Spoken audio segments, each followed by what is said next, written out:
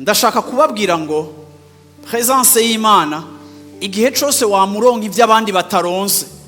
Reka ndababwire no kuri Mariya na Yosefu bazanye umubebe wabo, hari ibintu byinshi batamuziko, ariko na Mariya na Yosefu mu kuza mu nzu y'Imana ahantu hatandukanye bagiye baronka ama message ku mwana wabo. Ego Yesu baramucumise bamwishe nabi, kandi Mariya mama wiwe yarababaye, ariko ikintu gitangaza nuko Mariya mu kuba muri présence y'Imana yagiye aba préparer ku bizoshikira umwana wiwe. Umuntu aca mu kibazo yateguwe aratandukanye n'umuntu aca mu kibazo atateguwe. Yesu ashimwe cyane. Ico Imana ikora iyo tuyiha umwanya, iranadutegurira ibihe byacu bibi biri imbere yacu. Haleluya. Kuko Bibiliya ivuga ngo ntacikora itibi akabanga bayikunda. Yesu ashimwe cyane.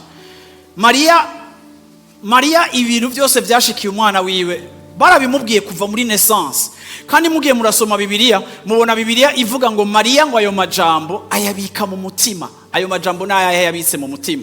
Wibaza ko ari amajambo meza gusa? No, harimo n'amajambo agoye ku muhungu wiwe Yesu. Ariko kandi byamutumye igihe Yesu ariko arapfa, Mariya atasaze ngo acike umusazi. Kubera iki? Kuko Imana yari yamuprepaye par la parole igihe ari muri présence yayo, kugira ngo azahangane n'ico gihe kigoye cyo mu buzima bwiwe.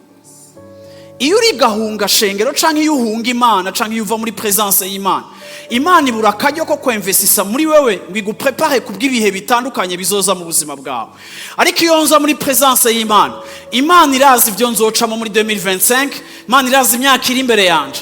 Hari igihe mu kuyegera integurira ikategura ubuzima bwanje kubihe biri imbere jewe ntazi, namara guhura navyo naho bimwe biba bigoye nkabicamwo neza, kuko Imana yararonse le temps yo kwinvestisa muri jewe ihumure na grâce iri spéciale par rapport y'ibintu ngiye kuzohura navyo.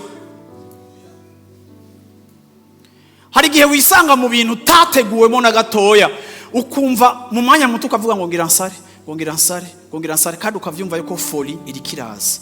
Ariko rimwe na rimwe ni absence ya présence y'Imana iguprepara ku bintu bimwe bimwe dushobora kuba ducamo mu buzima bwacu. Yesu ashimwe cyane.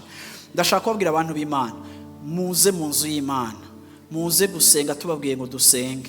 Ntuvuge ngo je ntavyo menyereye, ntuvuge ngo je ntavyo nzi, ntuvuge ngo nigute je nosenga iminsi 40 nkaza ngaha mu nzu y'Imana. Umviriza, l'appétit vient en mangeant.